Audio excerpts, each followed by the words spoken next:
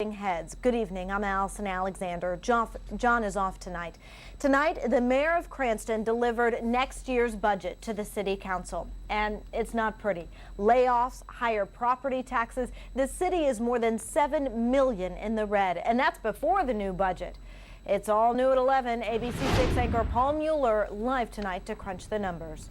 Allison, Mayor Fung called it the worst case scenario, while some city council members called it tonight, quote, BS. Some actually saying the numbers are far from accurate. Is that our city is in a dire financial situation. Before unveiling his budget for next year, Mayor Fung detailed this year's roughly $7.5 million budget deficit, shoring it up, he says, by using part of the city's rainy day fund.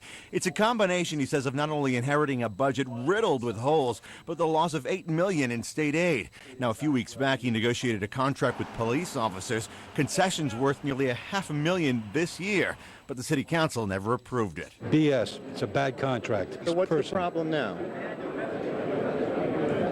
The mayor is not coming to the city council to try to get this thing straightened out. So the proposed plan, 10% of city workers would be laid off. That's about 41 jobs, 25 through attrition. Higher property taxes. A house worth about $200,000 would mean about $156 more a year. A tax hike of roughly 4.1%.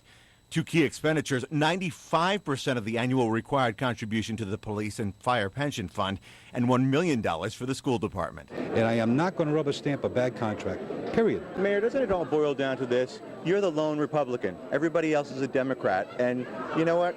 It's almost a game, and taxpayers can see through that. That's what I've heard on the streets. Well, I certainly am not presenting any games. If any of the members of the council don't think that it's an urgent reality, they have their head buried in the sand.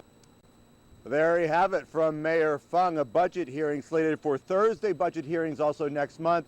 The city council will vote on this come May 1st. We're live tonight with the story. I'm Paul Mueller, ABC 6 News.